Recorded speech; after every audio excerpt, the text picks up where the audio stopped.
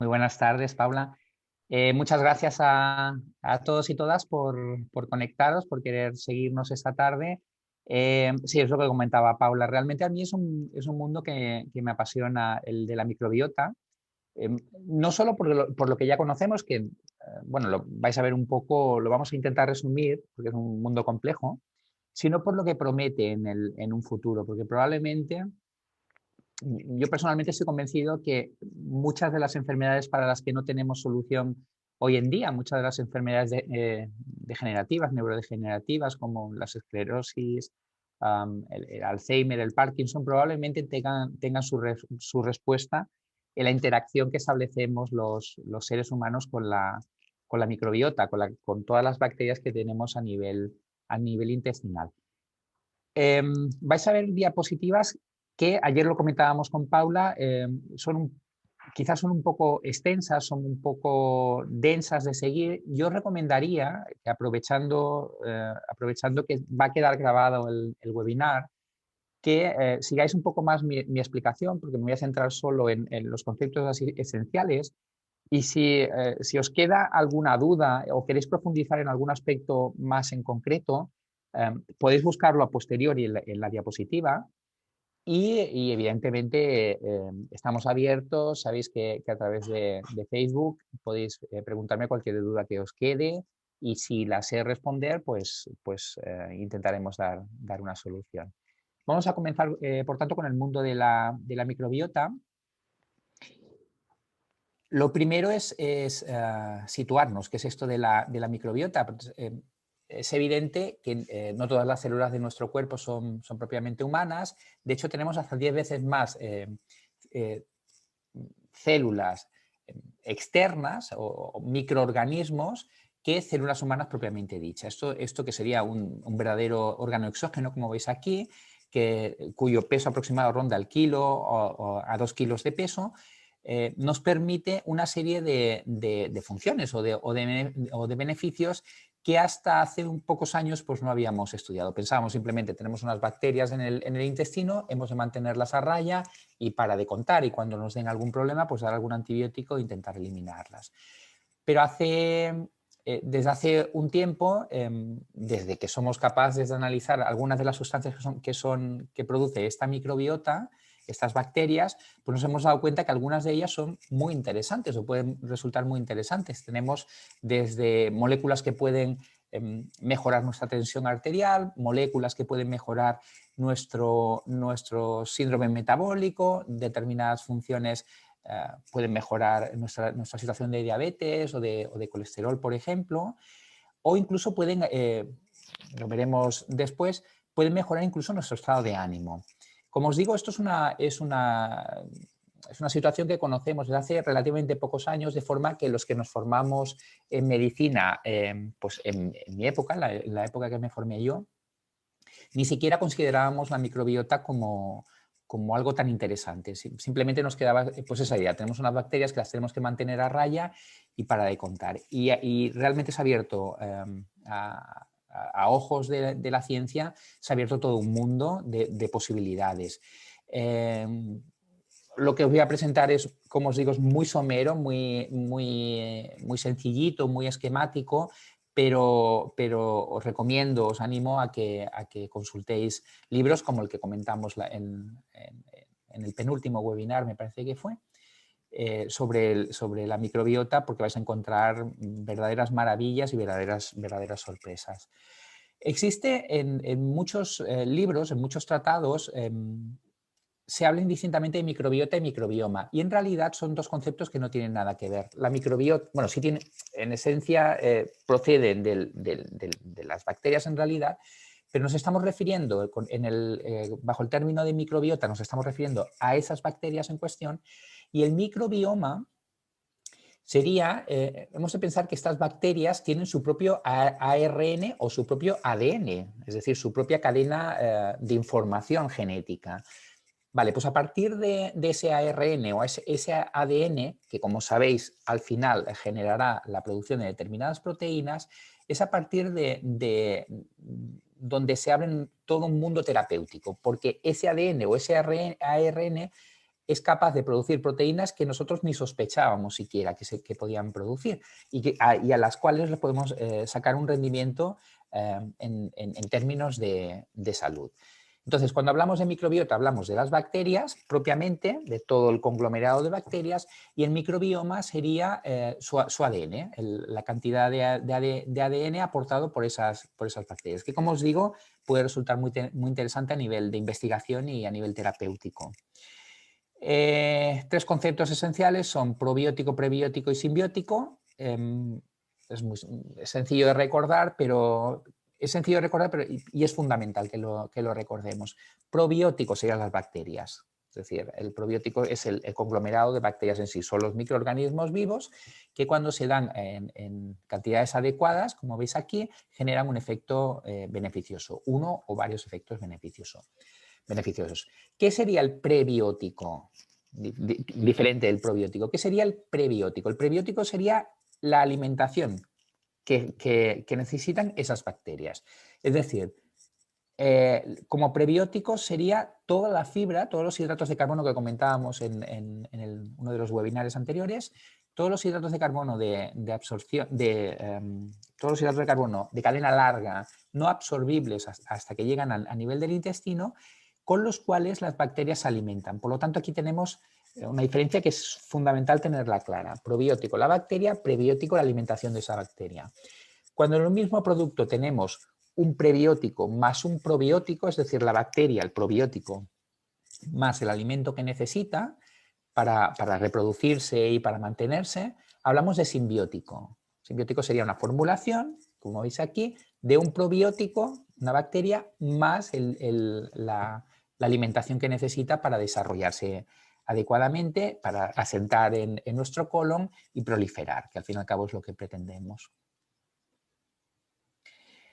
Algunas características de la microbiota, no hagáis caso al escrito, básicamente de aquí podemos resumir, nos tenemos que quedar con un par de ideas. Nuestra microbiota es más o menos, si hacemos las cosas bien durante la vida, nuestra microbiota es más o menos estable a lo largo de la vida, la podemos modificar relativamente si hacemos las cosas bien, es decir, entre un niño y ese mismo niño en su edad anciana, si va haciendo las cosas adecuadamente, las bacterias no se modificarán sustancialmente, no hay un cambio.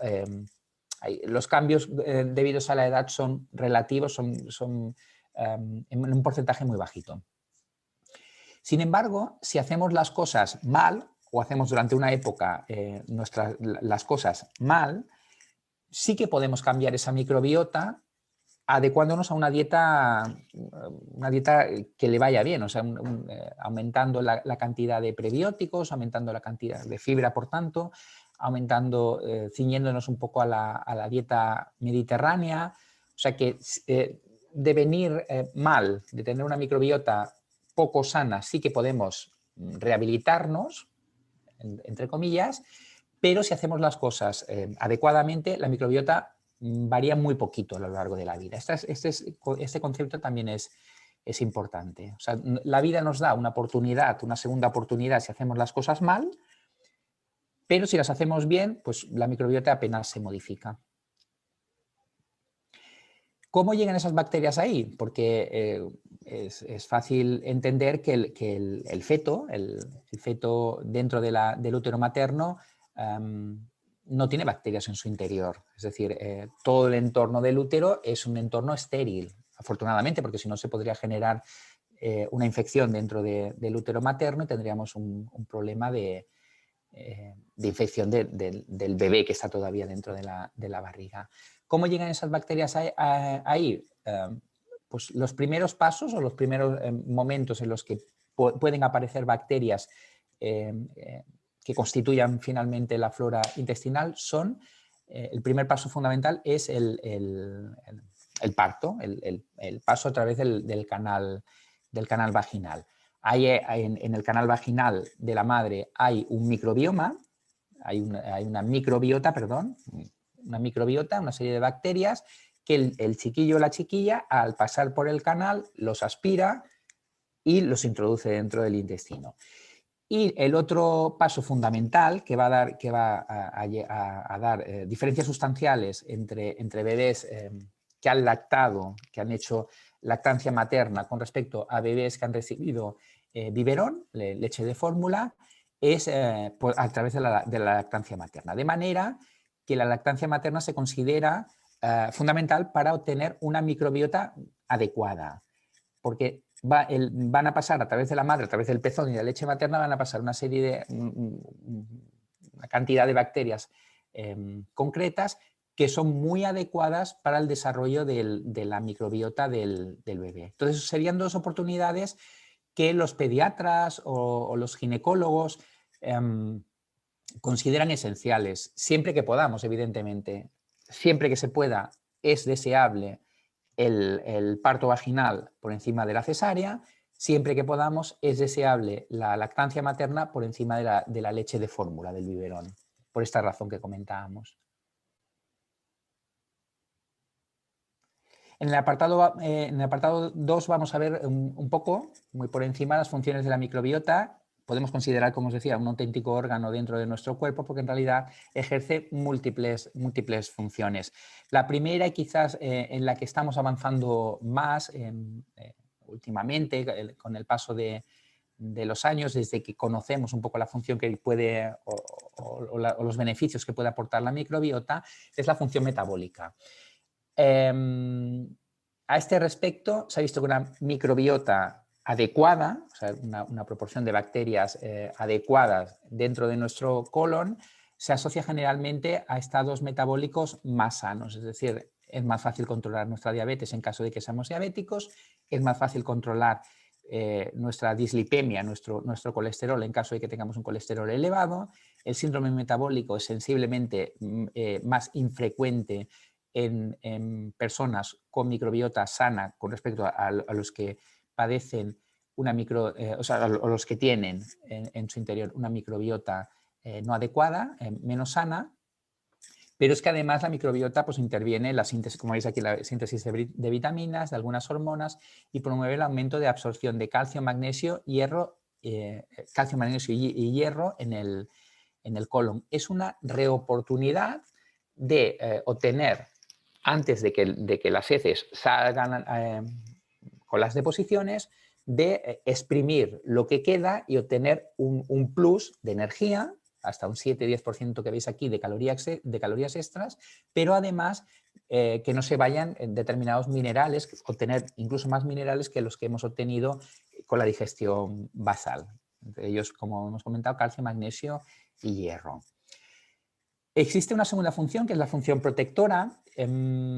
Aquí me gusta hablar o nos gusta hablar a muchos de los sanitarios y las sanitarias, de función de entrenamiento, por así decir. Si tenemos una microbiota adecuada, esa microbiota, y la tenemos precozmente, es decir, el parto ha sido por vía vaginal y hay lactancia materna, en el intestino, a nivel intestinal, a nivel del colon, hay una serie de placas linfocitarias que serían como pequeños cuarteles, donde está la función inmunitaria, donde están los linfocitos, donde están los macrófagos, que se encargarían de defendernos a nivel local.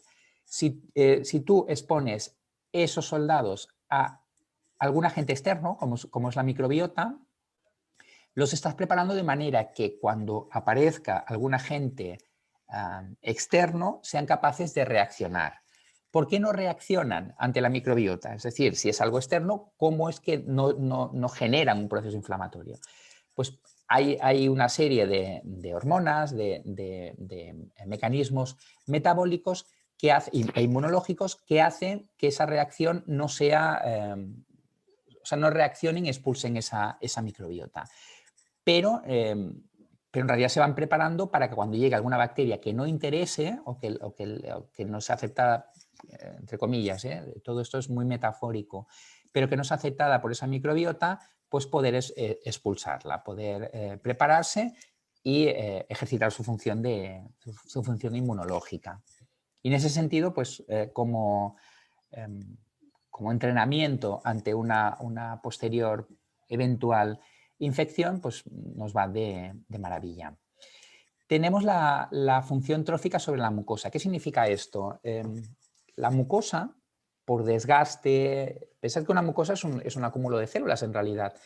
Entonces, por desgaste, por el paso de alimentos, por los ácidos biliares, por el tránsito de la propia digestión, de los productos de la digestión, la mucosa se va pelando, se va atrofiando. ¿Qué conseguimos a través de la microbiota? La microbiota es capaz, a partir de fibra, de los polisacáridos, de los hidratos de carbono, aquellos de cadena larga, que no son absorbidos, o tienen una serie de elementos de ácidos grasos de cadena corta, que es la AGCC que veis aquí. Son unos ácidos grasos de cadena corta que los obtienen las bacterias y nosotros no somos capaces de obtenerlos a partir de esa digestión. Los obtienen las bacterias, la microbiota, y esos ácidos grasos de cadena corta se encargan de los orificios que pueda tener la mucosa intestinal, cerrarlos. A modo de ladrillo, cerrarlos y regenerar la mucosa, de forma que vamos a tener menos procesos invasivos, es decir, cuando entra alguna bacteria a nivel intestinal, lo va a tener más complicado a la hora de pasar a la sangre y generarnos una infección generalizada si tenemos una microbiota adecuada y le hemos dado la fibra necesaria para que produzcan estos ácidos grasos de cadena corta. Pensad que una mucosa especialmente permeable va a permitir el paso de las bacterias que comentábamos y puede generar una infección generalizada, pero además determinadas proteínas que normalmente se quedan en el intestino no son reconocidas, pero salen con las heces y no hay ningún problema, pueden llegar a la sangre reconocerlas como proteínas externas y generarse algún proceso inmunológico, alguna enfermedad autoinmune, por ejemplo, algún proceso alérgico, algún proceso irritativo, por ejemplo, algún proceso inflamatorio procedente al localizar una proteína que no corresponde al cuerpo y no ser capaces de expulsarla. Esto, si cerramos la mucosa, si sellamos la mucosa con los ácidos grasos de cadena corta, lo evitamos todos estos procesos. Y luego el tan manido, pero que es un concepto que a nosotros nos ha dado una nueva perspectiva, el denominado eje intestino-cerebro.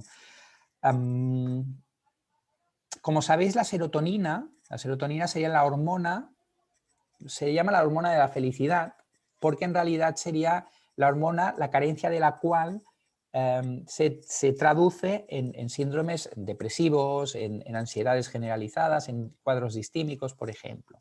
Bueno, pues esa serotonina se puede producir en el cerebro, podemos potenciarla con los antidepresivos que tenemos los médicos de atención primaria, bueno, los psiquiatras y demás. Se puede potenciar con los antidepresivos, paroxetina, citalopram, sertralina, por ejemplo, pero pensad que hasta el 95% de la serotonina que tiene el cuerpo la produce la microbiota.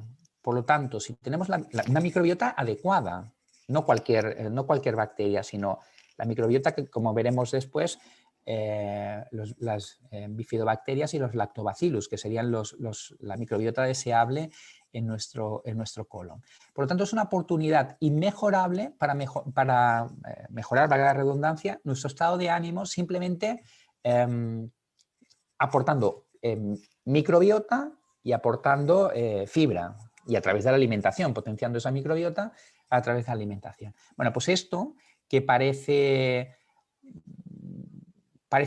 ciencia ficción, la verdad es que nos ha abierto una vía terapéutica brutal, porque estamos dando muchísimo antidepresivo que seguramente podríamos evitar simplemente potenciando la microbiota adecuada. Y veremos que en ese sentido el ER tiene un producto excepcional, que ya lo comentamos, me parece, en el último webinar, pero que yo desde que vi el catálogo me quedé prendado de este producto porque nos da todas estas oportunidades que estamos viendo aquí. Volvemos un poco a un concepto que habíamos comentado al principio de la charla, que es que una dieta adecuada puede modificar la microbiota intestinal. Es decir, si nosotros damos la dieta adecuada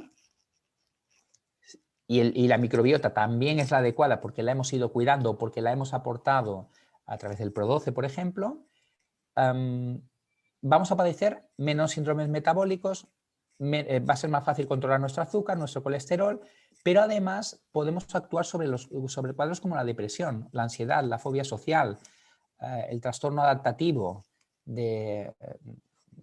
a largo plazo, un trastorno adaptativo crónico, por así decirlo. Por lo tanto, se nos abre una ventana terapéutica fenomenal. Yo estoy tirando bastante de ella. He de deciros que la consulta antes de plantearme un antidepresivo, que quizás es la solución más sencilla que tenemos los médicos, ¿no? Una modificación dietética, la verdad es que vale la pena. Muchas veces el hándicap que tenemos es que la persona que viene a la consulta ya tiene el trastorno lo suficientemente desarrollado como para que ya no se pueda permitir las 2 o 3 semanas que nos va a llevar esto o el mes que nos va a llevar esto. Pero los que estamos relativamente sanos en ese sentido, yo os animo a que utilicéis probióticos, a que utilicéis fibra, a que consumáis mucha verdura, a que consumáis la fruta con piel, a poder ser, siempre que podáis, porque vuestro estado anímico lo notará sin duda.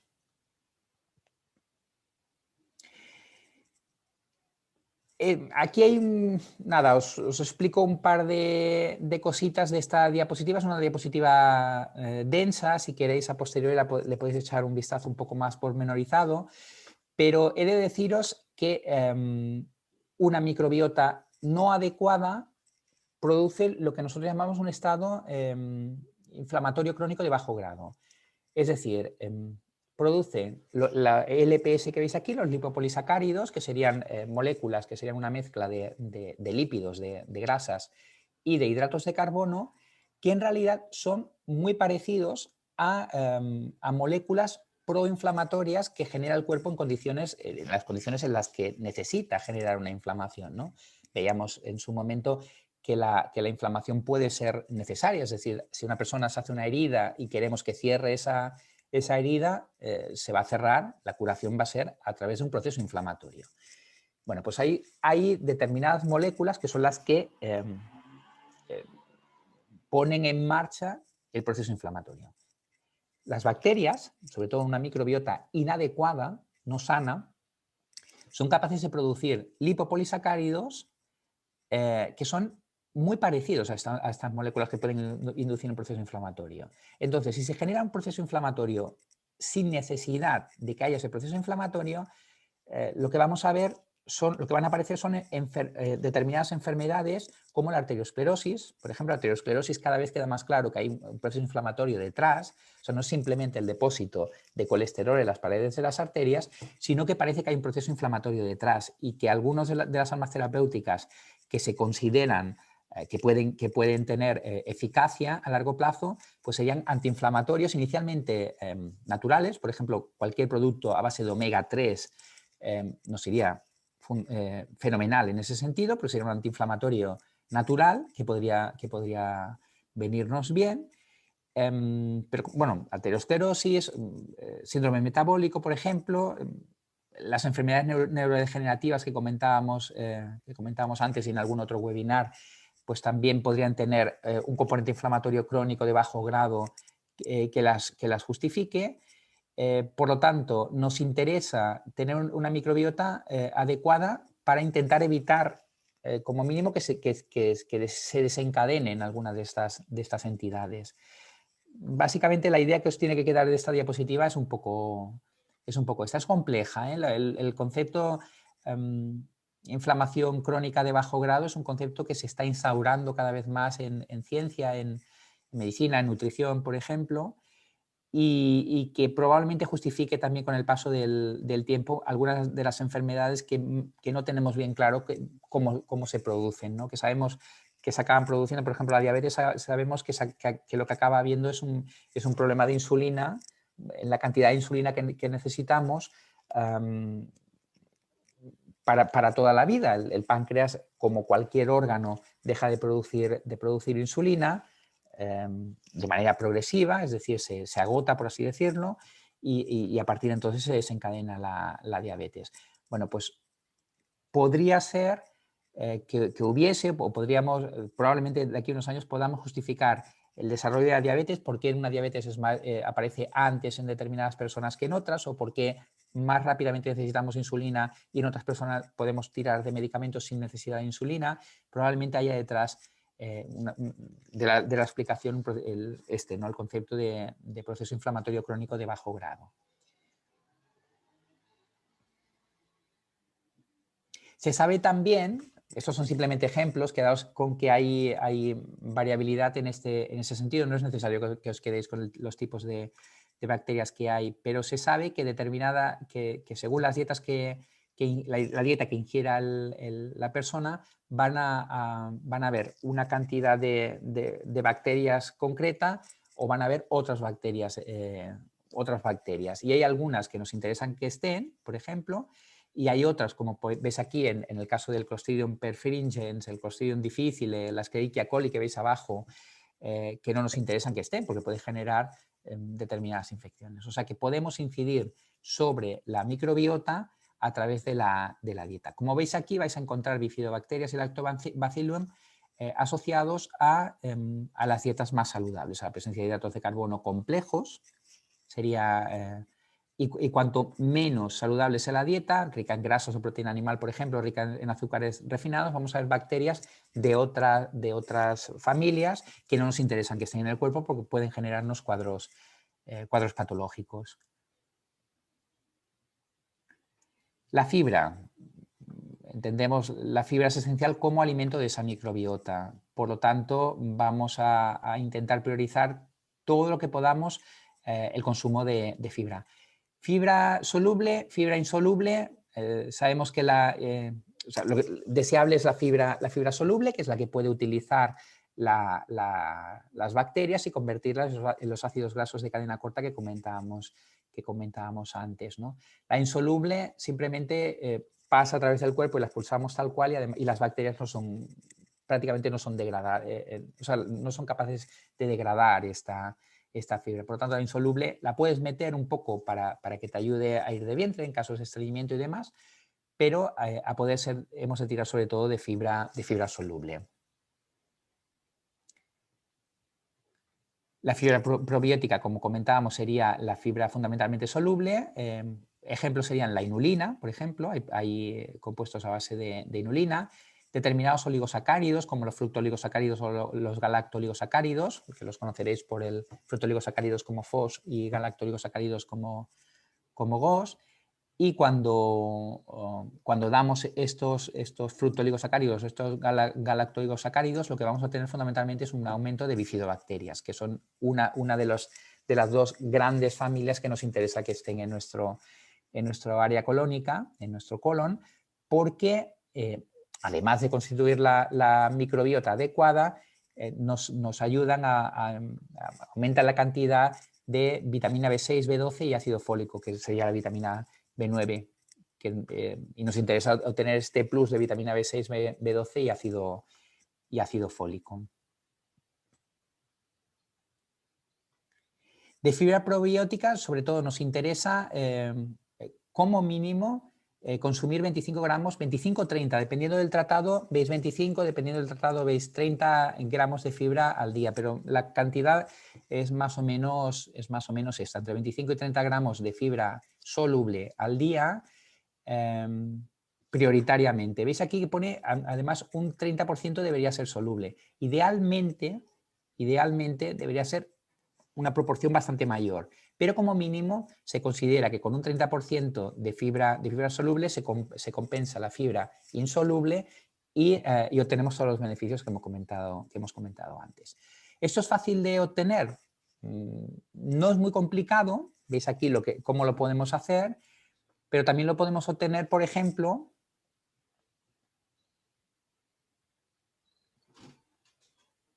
no es esta diapositiva.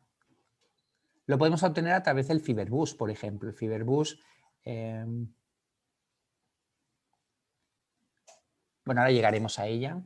Pensaba que la tenía aquí, la diapositiva. Pero lo podemos obtener a partir de estas raciones de fruta, de verdura, por ejemplo. Se ha visto, además, que según cómo sea la microbiota, sí que existe relación entre la presencia de determinadas bacterias, sobre todo, y tener sobrepeso o padecer obesidad, por ejemplo. Sí que hay una relación clara, de manera que una microbiota adecuada te asegura, entre comillas, un peso más adecuado, o como mínimo, si hay sobrepeso y obesidad, no llegamos a niveles tan elevados. Por lo tanto, la microbiota en ese sentido también nos puede ayudar, tener una microbiota adecuada. Vale, ¿cómo podemos actuar sobre la microbiota para revertir la obesidad? Pues fundamentalmente de dos maneras. Una, disminuyendo la permeabilidad intestinal, es decir, dando la fibra adecuada para que la microbiota la degrade, forme aquellos ácidos grasos de cadena corta y seamos capaces de cerrar los orificios que se puedan generar en la mucosa. Aquí está el concepto de permeabilidad intestinal, es decir, si damos...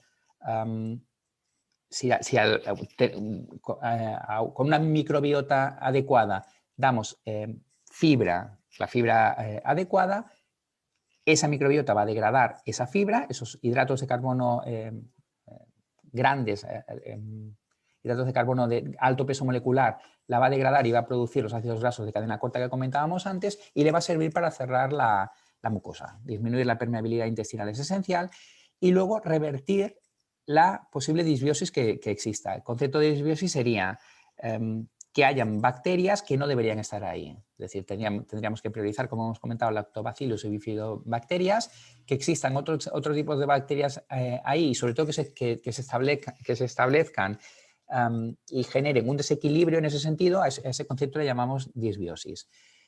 Y lo veremos en las siguientes diapositivas, pero para disminuir la permeabilidad intestinal, Fiberbus, por ejemplo, y para revertir la posible disbiosis existente, pues lo mejor para tener las plantas adecuadas, en ejemplo metafórico, para tener las plantas adecuadas lo mejor es aportarlas a través de un probiótico como el Pro12, por ejemplo, sería una buena solución. O sea que con Fiberbus y Pro12 podemos beneficiarnos de todo esto que estamos comentando hoy. ¿Qué son y cómo actúan los probióticos? Probióticos hemos dicho que eran las bacterias, y en realidad lo que hacen es básicamente lo que hemos comentado, ¿no? Se establecen una serie o sea, establecen un hábitat, por así decirlo, y evitan que proliferen bacterias que pueden resultar dañinas para nuestro organismo. Esa sería quizás la función protectora, la función defensiva, que es quizás la más conocida hasta la fecha, pero además generan a través de su microbioma, recordar, el microbioma sería el ADN de esas bacterias, se generan una serie de moléculas que pueden ayudarnos a revertir el síndrome metabólico, los procesos inflamatorios crónicos de bajo grado, generan esas bacterias también serotonina que pueden ayudarnos en el estado anímico, y vaya, todos son beneficios. Si la microbiota es la adecuada, todos son beneficios. A la que aparece alguna bacteria que desencadene un desequilibrio, una disbiosis, como comentábamos, sobre todo si prolifera, puede pasar la barrera intestinal, llegar a la sangre y producirnos pues, cuadros infecciosos a todos los niveles. Hablábamos antes de la Escherichia coli, por ejemplo. La Escherichia coli es la causa más frecuente de infección urinaria. Y la infección urinaria nosotros en las consultas lo vemos muchísimo, sobre todo en mujeres. Por lo tanto, y una de las dianas terapéuticas que se plantean cada vez con más insistencia es cambiar la microbiota de manera que esa Escherichia coli, que generalmente está a nivel de colon, la podamos mantener a raya, no pase a la vía vaginal y genera de la vía vaginal hacia la uretra y generar infecciones urinarias. O sea que aquí se abre toda una diana terapéutica. Aquí tenéis resumido las tres ideas fundamentales de cómo actúan los probióticos: el efecto antimicrobiano, porque mantienen a raya las bacterias que podrían generarnos cuadros infecciosos preocupantes; aumentan la función de barrera a través de la producción de los ácidos grasos de cadena corta que veis aquí, que serían como hemos comentado, los que taparían los orificios a nivel de la mucosa y evitarían una hiperpermeabilidad de la mucosa que nos podría generar pues, cuadros también infecciosos, cuadros alérgicos, inmunitarios. Y el efecto inmunomodulador, pues un poco volvemos al ejemplo que comentábamos antes del sistema defensivo. O sea, lo que estamos haciendo es entrenar al sistema inmune, estamos exponiéndolo a agentes externos, lo estamos entrenando de manera que cuando vengan bacterias que nos interese eliminar, pues sean capaces de desencadenar todo el proceso antiinfeccioso. Tienes aquí el tejido linfoide asociado a las mucosas, lo que comentaba antes, las placas aquellas donde están los linfocitos, los macrófagos y demás, que son las que entran en contacto con el germen y desencadenan todo el proceso a través de mediadores de inflamación, desencadenan todo el proceso inflamatorio que va a llevar a la expulsión de la bacteria dañina o nociva.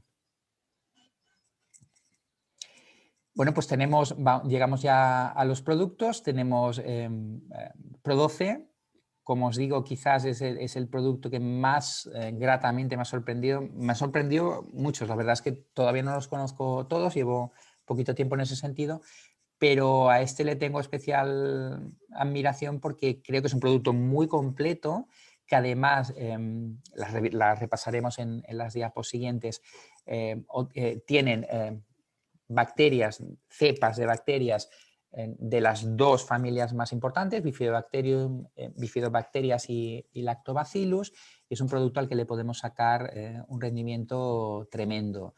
Sería sembrar las bacterias que queremos tener en el colon, sembrarlas a través de un producto y simplemente tomar una cápsula y asegurarte que las bacterias adecuadas entran al organismo, yo lo veo algo tan sencillo de realizar que me parece raro que la gente no lo haga de manera más generalizada.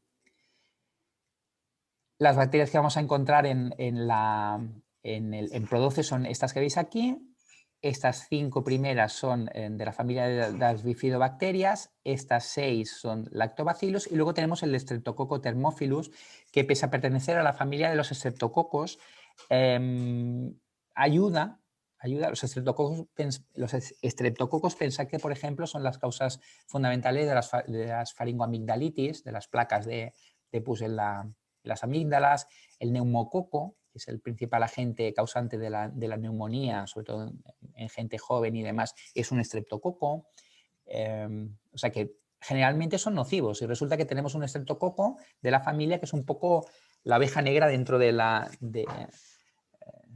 o sea, que es beneficioso y está incluido en Pro12. El Streptococcus thermophilus, como os comentaba, corrige la hiperpermeabilidad intestinal, es decir, ayuda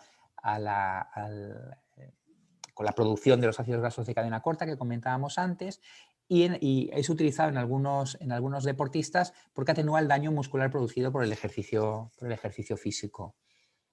De ahí que haya sido incluido en esta formulación. Los Bifidobacterium, alguna tiene alguna función muy específica, pero en esencia están en el tracto gastrointestinal de niños adultos y degradan los azúcares de la leche materna y los hidratos de carbono próximos a la microbiota. La acción inmunomoduladora y antiinflamatoria también se le supone a cualquiera de las bacterias que hay aquí, lo que pasa es que hay algunas que son especialmente activas en ese sentido. Por ejemplo, el longum, la Bifidobacterium longum, es especialmente interesante, eficaz a la hora de inmunomodular, o sea, de modular la reacción inmunitaria y antiinflamatoria. También favorece la integridad de la barrera intestinal. Y nada, os dejo la presentación, encontraréis para cada una de las bacterias cuáles son las funciones específicas, pero nada, deciros que realmente es un producto muy logrado y que además aporta muchísimos beneficios, que cualquiera de los beneficios que hemos comentado en la charla de hoy los podéis encontrar aquí resumidos en estas 12 bacterias. Volvemos una vez más al concepto de la fibra y la importancia. La fibra, como todos sabemos, ayuda a un tránsito intestinal adecuado, a no hacer episodios de estreñimiento, pero la fibra es mucho más. La fibra no es solo que te ayude a ir al baño, sino la fibra es el principal modulador de las bacterias que vamos a tener en nuestro colon. Y como hemos visto, tener determinadas bacterias es esencial. ¿Cómo obtenemos la fibra? Veis aquí que la cantidad recomendada diaria sería entre 25 y 30 gramos. Volvemos al concepto de fibra. Actúan como prebiótico y además tienen acción laxante. La acción laxante es archiconocida, históricamente conocida, pero la función prebiótica es esencial y con el paso del tiempo vais a irla escuchando cada vez más. Podemos obtener fibra a partir de los alimentos. Veis aquí que debemos de consumir 100 gramos de cada uno de estos productos para obtener estos gramos que veis aquí. De judía blanca, por cada 100 gramos obtenemos 24,9 gramos de fibra. Con el frijol negro obtenemos 15,5, con las almendras, fundamentalmente son legumbres y semillas. Con las almendras 12,5 gramos por cada 100 gramos de almendras, con las lentejas 10,7, pistachos 10,3 y avellanas 9,7, perdón. Es decir, legumbres, semillas no, perdón, legumbres y frutos secos. Pero bueno, pensad que tenéis que meter los 100 gramos de judía blanca para obtener 25 gramos de fibra y resulta que con el Fiberboost obtenemos 51 gramos de fibra por cada 100 gramos de producto. Quiero decir que está como bastante más concentrado y volvemos al concepto que comentábamos antes, al de la comodidad. Si tú con una cápsula te metes 12 cepas de bacteria que sabes seguro que te va a ir bien y con Fiberboost metes toda esta cantidad de fibra por cada 100 gramos de productos, pues más cómodo que intentar diversificar la alimentación. Ojo, no hemos de dejar nunca una dieta saludable, pero son dos productos que nos pueden ir muy bien si lo que pretendemos es obtener suficiente prebiótico y el adecuado probiótico. A nivel de la mucosa intestinal, sobre todo, el calostro también nos aporta, también nos ayuda a restaurar el intestino permeable, porque tiene efecto, gracias a sus inmunoglobulinas, tiene un efecto bactericida y antifúngico, sobre todo de aquellas cepas que no sean adecuadas, antifúngico todas las cepas, ¿no? de hongos, pero a nivel, tiene un efecto bactericida sobre todo sobre las bacterias no adecuadas, las bacterias patógenas, y además constituye un complemento alimenticio con efecto prebiótico, estamos dando la fibra adecuada, y con efecto probiótico también estamos dando determinadas bacterias como el Lactobacillus bifidus acidophilus, por ejemplo.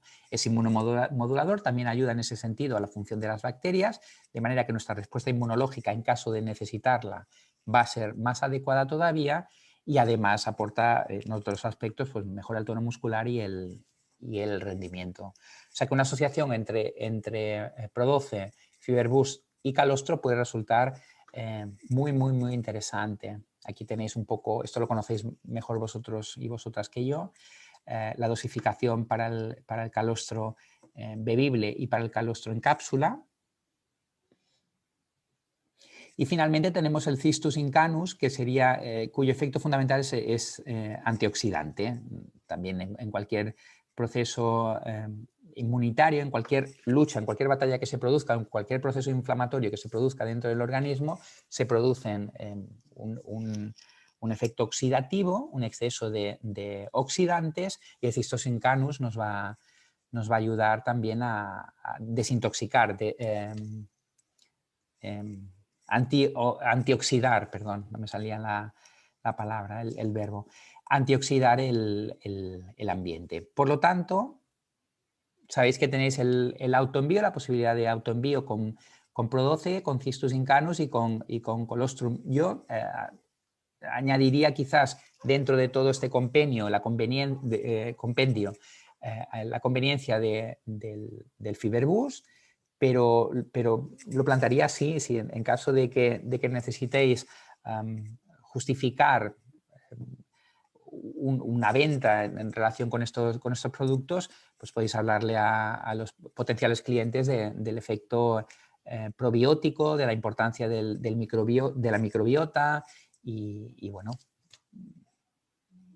o sea, tenéis todos los argumentos posibles para que la persona se quede prendada de todos estos productos. Y nada, estamos abiertos a vuestras preguntas, si tenéis alguna que queráis comentar. Fenomenal, Paco. Pues mira, aquí de momento hay dos preguntas. Entonces, dice Serafina, para una niña de 9 años con colitis ulcerosa, ¿qué le podemos aconsejar? Es verdad que hay preguntas más relacionadas y menos relacionadas, pero bueno, vamos a ir contestando las que podamos. Con colitis ulcerosa en brote, entiendo que en pleno brote, es decir, o simplemente como No condicionante de la... especifica, no especifica. Pero bueno, puedes decir un poco en resumen ambos casos y así a ver si podemos ayudarla. Vale, si no es en brote, si simplemente tiene ese condicionante, de vez en cuando va haciendo brotes que generalmente tienen relación sobre todo con épocas de estrés y demás, una microbiota adecuada es fundamental. Es decir, que Pro12 puede ir de maravilla y el Fiberbus igual. Si no está en brote. Si está en brote, el principal problema que tenemos es que la permeabilidad de la mucosa está dañada, es decir, lo que se van a producir son úlceras a nivel de las úlceras generalizadas, muy extensas a nivel de la mucosa, y ahí meter una bacteria, yo no me metería en ese mundo porque pensad que la permeabilidad con la microbiota ya no la vamos, o sea, la permeabilidad simplemente con la microbiota que tenga esa persona, esa niña, no va a ser capaz de restituir esa mucosa, porque es un proceso, o sea, para que nos entendamos, una colitis ulcerosa en realidad es una aparición de úlceras a nivel de la mucosa del colon, pero úlceras muy extensas, muy grandes de tamaño, que sangran, a veces son bastante profundas, y en una situación así meter una bacteria, aunque sea beneficiosa, nos puede dar problemas. Entonces, si la niña no está en brote, lo mejor es fibra y adecuar la microbiota, porque además eso también le va a ayudar a que haya menos procesos inflamatorios y por lo tanto que el riesgo de una colitis ulcerosa sea menor. Pero cuando estamos en brote, en una colitis ulcerosa, yo no metería nada de esto. En cualquier caso, fibra se puede meter, bueno, fibra si la tolera, porque pensad que esas úlceras son un proceso inflamatorio que van a generar diarrea, que van a generar mala tolerancia a los alimentos, que va a sangrar esa persona, va a tener diarrea, va a absorber inadecuadamente los alimentos, va a tener procesos, tendencia a la deshidratación por pérdida de líquido a ese nivel. Entonces, no va a tolerar la fibra, si metes mucha fibra, no la va a tolerar, y meter bacterias en un terreno en guerra, aunque suene fatal en estos tiempos, ¿no? Pero en un terreno en guerra, meter combatientes, me daría miedo, yo no me metería. Si no está en brote, sí. Si está en brote o hace brotes frecuentemente, no me metería en este mundo. Vale, pues muchas gracias, Paco. De nada. ¿Pro12 se recomienda para, o sea, una mujer en lactancia puede tomar Pro12? Cualquier complemento alimenticio te va a decir, o sea, una mujer que lacte, quieres Sí, decir. exacto, en Sí, sí, lactancia. sí, porque no se va a absorber o sea, va a llegar a su microbiota y será a partir de su microbiota, de esa selección de microbiota, que pueda pasar a la leche materna y darla a la chiquilla. Sí, yo entiendo que sí. Lo que pasa es que no vas a, o sea, por lógica, la lógica te diría que sí. Lo que pasa es que cualquier complemento alimenticio hemos de ir con mucho cuidado porque ni hay estudios en embarazadas por cuestiones éticas, ni hay estudios en lactantes por cuestiones éticas, ni hay estudios en menores de edad por cuestiones éticas. Por lo tanto, como médico te diría que no, que no.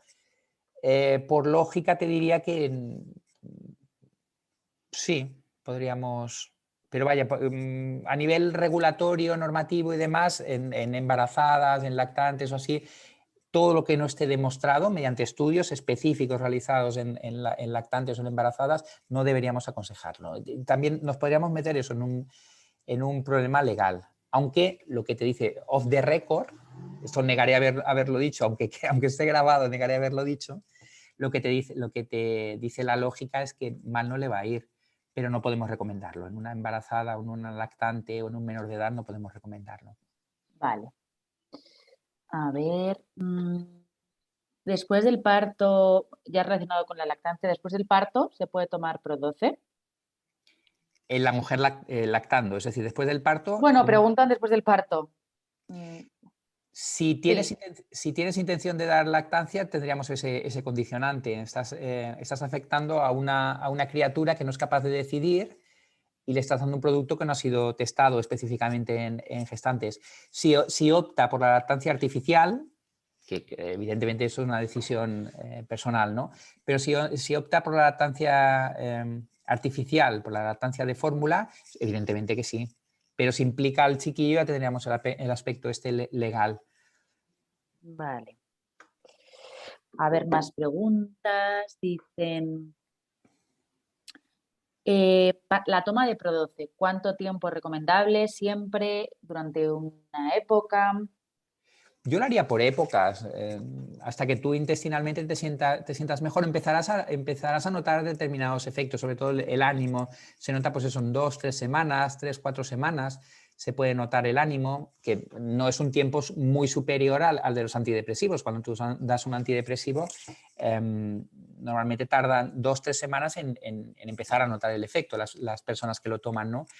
Yo haría hasta que notes el efecto de lo que pretendes compensar, y si es a nivel de salud, yo haría pequeñas tandas, igual un mes, después, si vas haciendo la dieta adecuada, evidentemente, ¿no? Pero si vienes una dieta horrorosa y quieres reponer, yo haría un mes, mes y medio, 2 meses, por ejemplo, haría periodos de... O sea, has sembrado ya, no, tampoco tiene sentido, esto hemos de entenderlo como un terreno en el que siembras determinadas semillas. No hace falta que vayamos sembrando de manera sistemática. Sembramos unas pocas, dejamos que crezcan, vemos si el terreno es el adecuado o no, y si es el adecuado, si nos queda algún huequecillo, sembramos ahí.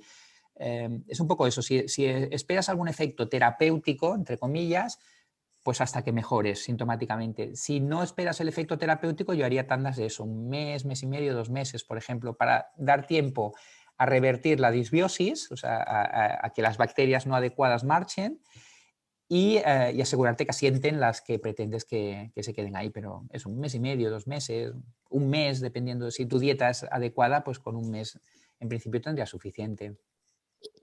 Fenomenal. Veo aquí alguna pregunta que no está relacionada con el tema de hoy. Entonces yo os voy a, bueno, no sé, si es que igual no estáis enterados que hay una página donde el doctor responde a modo consultorio a las preguntas. Entonces, es su página de Facebook. Corrígeme, Paco, si lo digo mal. Creo que es Francisco Marín, ¿no? Es tu nombre completo. Sí, Francisco Marín Jiménez. Ujú. Veréis que es algo... Tengo una personal que no es esta, y luego hay una para estas cuestiones, y veréis que salgo en una foto vestido con el traje en el evento que hicimos presencial en Madrid en enero. O sea, veréis Fenomenal. el fondo verde y Justo. eso. Y entonces ahí podéis hacerle preguntas relacionadas, porque normalmente solemos hacer preguntas relacionadas con el tema del día en concreto, ¿vale? Si es una pregunta más personal o de un caso particular, yo recomiendo, por favor, y os pido, por favor, que lo hagáis en consultorio. Luego, nuestra idea es publicar esas preguntas y archivarlas en alguna web para que bueno, estoy fatal, las preguntas que se repitan, bueno, pues estén ahí archivadas y grabadas pues, por orden de patologías, por orden de productos que puedan ayudar, etcétera. Así que escribirle por Facebook y él les contestará lo antes posible. Y dicho esto, Paco, pues nada, despedirnos hasta el siguiente webinar a final de mes. Y muchísimas gracias, Ilse, a ti también. Muchas gracias, Ilse. Buenas tardes a todos, gracias. Nos vemos. Gracias por haber estado al otro lado. Muchas gracias.